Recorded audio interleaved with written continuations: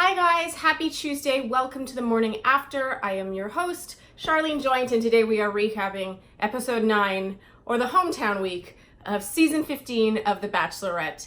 And as you guys know, we start off every the morning after with a Starbucks buzziest moment, and this is brought to you by Starbucks Coffee at Home, which you can pick up at your local grocery store. And a buzziest moment, as you guys know by now, is something that stood out to me or something that I just want to discuss. And yeah, today's buzziest moment is certainly, I feel like, a hot topic out there right now, and it is Jed and his hometown. So before seeing this episode, I was told by a Bachelor friend who gets the episodes in advance that it's a suspect hometown because it revolves entirely around Jed's music, and it just sort of supports the theory that Jed is there more or less to further his career and only that. And it's hard for me to come at this not from the perspective of a musician. I know obviously the type of music we do is very different, but I don't think it can be overstated how big a part of Jed's live music is, or probably is, as was indicated by everyone in his family. I just don't find it that weird that his hometown date activity with them would be them writing a song together, because it's his strength. It's what he's moved away from home to pursue. It's his passion. I think it's just a huge part of his life and his identity, and therefore it doesn't stand out to me as a weird thing, especially since Hannah eats it up. She's giving him positive reinforcement at every turn. She loves the music. It's clear that it's not something she speaks, and therefore she has an appreciation for it.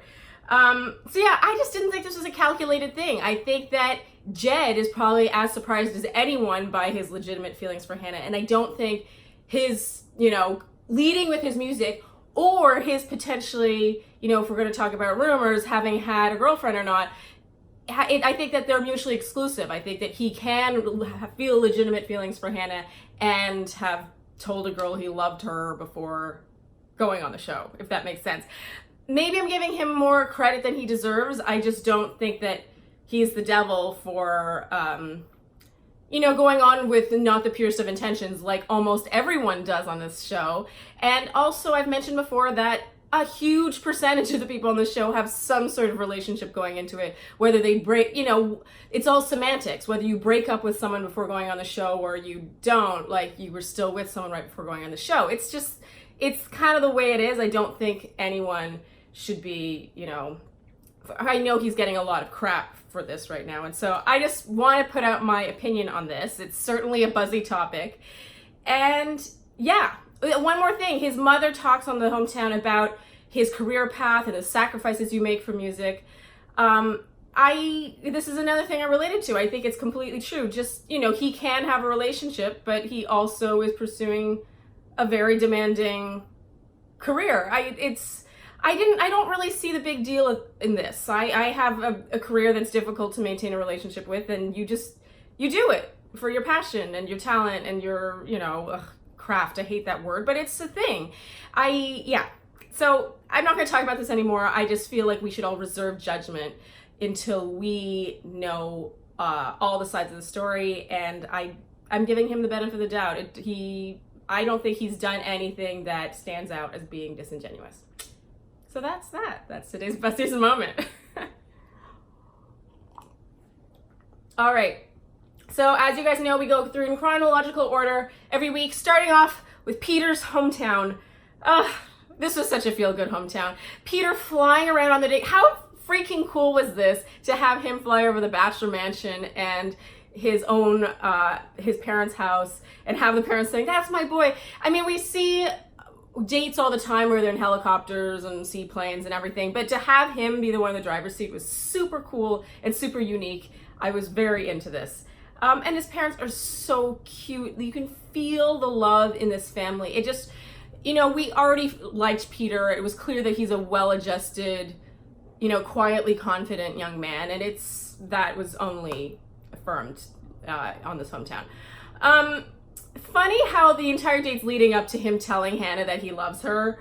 And then instead he tells her, this is after the hometown when they're outside his house, he tells her that he's falling so hard for her and that he's happy with where they're at. And you would think that would be enough, but not on The Bachelorette, because even though they're kissing, cue this sad, regretful score as they kiss. It's like, like as though, oh, what a missed opportunity. And then of course you hear a voice of him saying he wished he'd said I love you and he hopes it's not too late. It's just so textbook. Either way, like either he tells her he loves her and it's like right on schedule, or he doesn't and it's like, uh-oh, that might have been a mistake. You should have told her you loved her. Everyone has to do that by hometown week. Okay, next we have Tyler's hometown. Solid chemistry. I mean, this chemistry is through the roof. There's no question, I feel like anyway, that she's the most attracted physically to Tyler. And then they talk about who in his family she'll be meeting, and the emphasis here is on his dad and his dad's health. First of all, I have a hard time believing that Tyler wasn't allowed any kind of, what's the word I'm looking for? You know, rights to call home maybe every couple of days. They always let mothers do this with their children. I have a hard time believing if he's like, oh, look, my father's been very unwell, that they would not have let him Skype home or at least call home at least a couple of times throughout his filming experience. So I'm just putting that out there. They're not like inhumane. And it's also a testament to Tyler and his, you know, how private he is. I actually forgot his father was even ill. I completely forgot about that. I think told her about it on his first one-on-one. But yeah, he's been keeping that to himself, which it just sort of stood out to me. I just thought that was interesting. God, this was a really moving date. You know, seeing a 26-year-old guy kind of move to tears and super sentimental over his, you know, his family and his father. And it was like an extra, like hometowns are always like feel-good episodes, but it was like an extra, it was really sweet. And obviously the concern here with Tyler is that he has Playboy written all over him. He really does. I think that's a valid concern, and I love that Hannah is completely wise to this. Like, she is incredulous that it would be ready for marriage at this point in his life, and I like that she's leading with that, like, as she should. I just like that she's not just like cluelessly, oh yeah, he's so hot. Like, she's really like, but is he ready? I just appreciate that she's, you know, very up on the concerns that we might have. Okay, Luke's hometown. It doesn't surprise me that Luke is as well liked at home as he clearly is. It's the living together in the Bachelor bubble that makes everything kind of go from dandy, just dandy, to completely unbearable. You know, anyone that you don't know and you're forced to live with, it's like things about them that you normally just would go home and decompress over, you just can't, and so they become super annoying. And here's the thing, on a day-to-day basis with people who I'm sure he's not super close with, he's unbelievably lovely. I can totally picture that.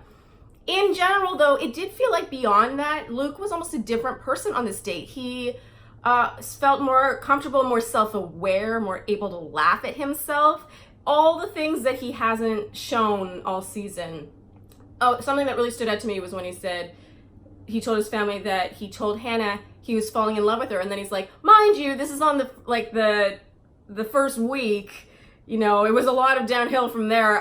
That really stood out to me, that he recognized how ridiculous it was that he told her he loved her on the first date, and that he could also could be honest about the fact that there had been a lot of hardship since then. This is just a different person than we have seen in the house. And I'm not saying that Luke is redeemed by his hometown, okay? Like, Luke was very difficult to watch this season. That said, it showed a side to him that is more appealing. I don't think anyone can deny that. Okay, Jed's hometown. I talked about this in my Buzzies moment, so I won't repeat myself. A couple things. I liked how his dad jump straddled him. You know, when he like greeted him, he like straddled him, which immediately was poking fun at the show and how most people greet each other on the show. And instantly his dad was like a win. I was like, yes, Jed's dad, he gets it. His mom, however, the condescension, oh my goodness. I understand being protective of your child. You don't want him to get his heart broken, blah, blah, blah. But then you could just be a protective parent. Like, parents usually are. It's another thing to be like, oh, but don't you tell all the guys this? Like, oh, but do you really feel that way about him? Like, with a smile on your face. There's something very deeply annoying about that. Like, just if you're going to take that path, just be that person. You don't need to do it with a fake smile on your face. I just found her deeply irksome, and as I'm sure most of you also did. And even the conversation with his sister felt super edited. Like, we didn't see a lot. Like, it felt really harsh, the conversation with the sister, but we didn't actually see a ton coming out of his sister's mouth. It just felt really edited. And of course, I thought it was interesting that his father, the parent who seems the most easygoing, we did not see one-on-one time between Jed's father and Hannah, the parent with whom it might have been like completely harmonious. So just food for thought. In general, this whole hometown gave me like sort of set off my spidey sense. Like, a producer went in there and was like, what are your concerns? Okay, lean into those. Like, you're concerned about Jed's career and his ability to focus on his career, or the legitimacy of this relationship, then like make sure you let those concerns be known. So it's just sort of how it felt to me. Rose ceremony. Look, it doesn't bother me that no one went home. What bothers me is that, like, I don't feel like my time was wasted or anything, but what bothers me is how this was executed. But I don't want to spoil it, because I talk about this in my Fleur recap. So go read my Fleur recap. And that's it. That's it for the hometown episode. I think we covered everything. And yeah, be sure to read my Fleur recap, my Pretty Pandas recap, which will come out later this week. And thank you for tuning in with me. I'll see you here next week on The Morning After.